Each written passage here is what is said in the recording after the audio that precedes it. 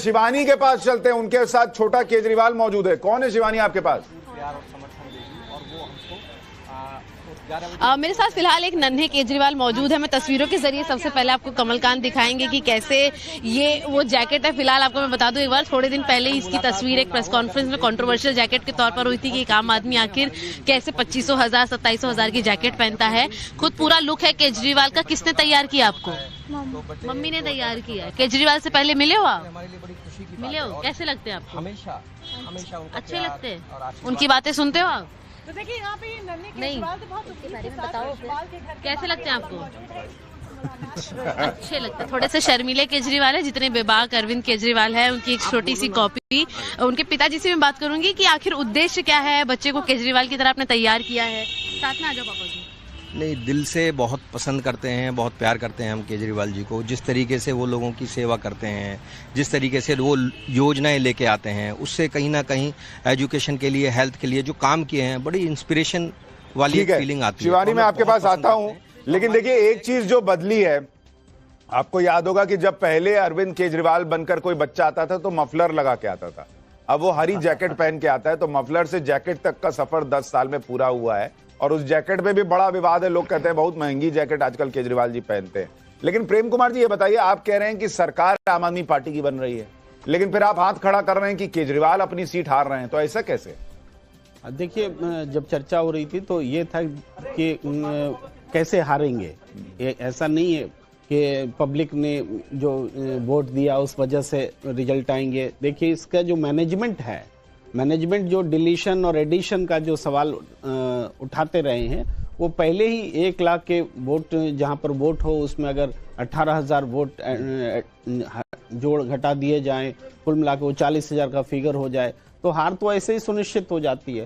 तो हमें पता है कि वो वोटों के मतलब वोटर के लिस्ट के साथ खिलवाड़ हो गया। इलेक्शन कमीशन ने आज सुबह क्लैरिफाई किया, ये जो वोटर लिस्ट थी न्यू दिल्ली कॉन्स्टिट्यूंसी की, ये पिछले साल जनवरी 2024 में लिस्ट आई थी, और लोकसभा चुनाव और अब में महज 8,000 वोटों का फर्क है, वो बड़े हैं।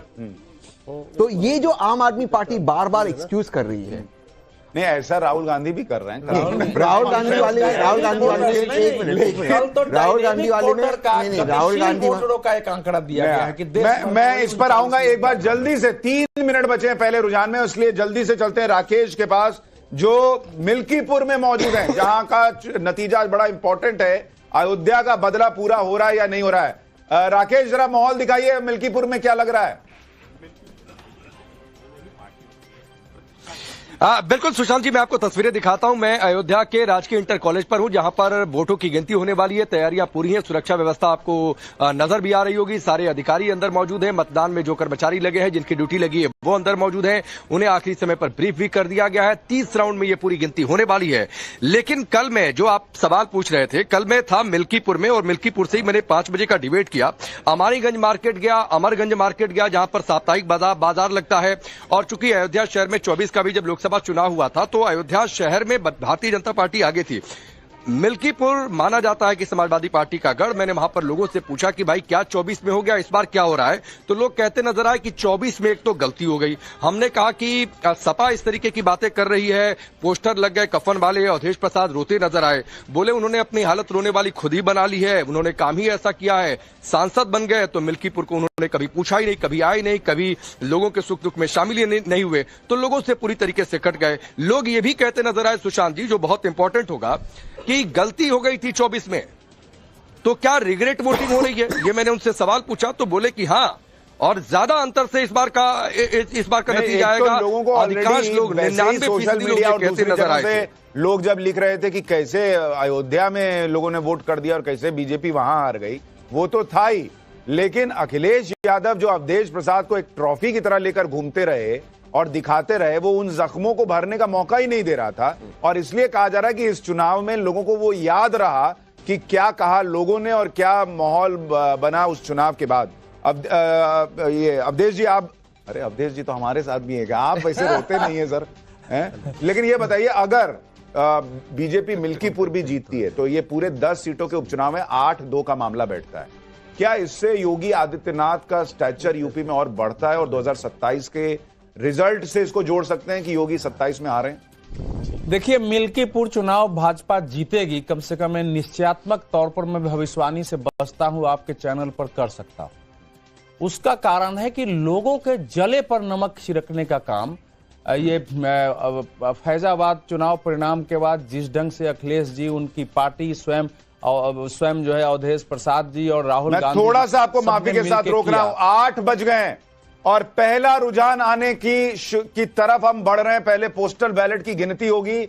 8 पर घड़ी की सुइयां जो हैं वो जा चुकी हैं और यहां से सिर्फ 1 से 2 मिनट के बाद आपको आंकड़े घूमने शुरू हो जाएंगे और पता चलना शुरू हो जाएगा कि केजरीवाल रिटर्न्स है या बीजेपी बहुत बड़ी वापसी करने जा रही है 27 सालों के बाद। सर जल्दी से अपनी बात पूरी। तो इसलिए कि पूरे देश में लोग जो हिंदुत्व के लोग थे उनको लगा तो भयानक गलती हो गई, तो हमको चिढ़ा रहा है।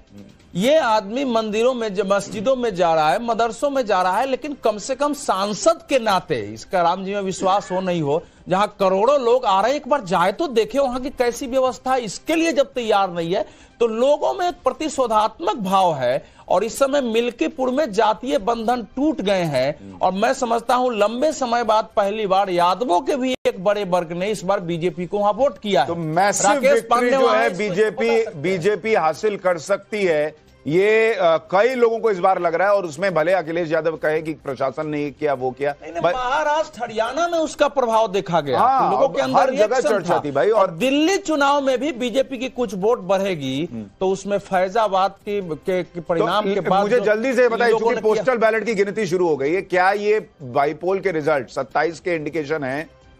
मैं निश्चयात्मक तौर पर मैं भविष्यवाणी से बचता हूं, आपके चैनल पर कर सकता हूं। उसका कारण है कि लोगों के जले पर नमक छिड़कने का काम ये फैजाबाद चुनाव परिणाम के बाद जिस ढंग से अखिलेश जी, उनकी पार्टी स्वयं जो है अवधेश प्रसाद जी और राहुल गांधी, थोड़ा सा आपको माफी के साथ रोक रहा हूं। 8 बज गए हैं और पहला रुझान आने की तरफ हम बढ़ रहे हैं। पहले पोस्टल बैलेट की गिनती होगी। 8 पर घड़ी की सुइयां जो हैं वो जा चुकी हैं और यहां से सिर्फ 1 से 2 मिनट के बाद आपको आंकड़े घूमने शुरू हो जाएंगे और पता चलना शुरू हो जाएगा कि केजरीवाल रिटर्न्स है या बीजेपी बहुत बड़ी वापसी करने जा रही है 27 सालों के बाद। सर जल्दी से अपनी बात पूरी। तो इसलिए कि पूरे देश में लोग जो हिंदुत्व के लोग थे उनको लगा तो भयानक गलती हो गई, तो हमको चिढ़ा रहा है। ये आदमी मंदिरों में, मस्जिदों में जा रहा है, मदरसों में जा रहा है, लेकिन कम से कम सांसद के नाते, इसका राम जी में विश्वास हो नहीं हो, जहां करोड़ों लोग आ रहे हैं, एक बार जाए तो देखे वहां की कैसी व्यवस्था है। इसके लिए जब तैयार नहीं है तो लोगों में एक प्रतिशोधात्मक भाव है और इस समय मिल्कीपुर में जातीय बंधन टूट गए हैं और मैं समझता हूं लंबे समय बाद पहली बार यादवों के भी एक बड़े वर्ग ने इस बार बीजेपी को वहां वोट किया है। तो मैसिव विक्ट्री जो है बीजेपी हासिल कर सकती है, ये कई लोगों को इस बार लग रहा है। और उसमें भले अखिलेश यादव कहे कि प्रशासन ने किया वो किया, महाराष्ट्र हरियाणा में उसका प्रभाव देखा गया। हाँ, लोगों के अंदर हर जगह चर्चा थी भाई। और दिल्ली चुनाव में भी बीजेपी की कुछ वोट बढ़ेगी तो उसमें फैजाबाद के परिणाम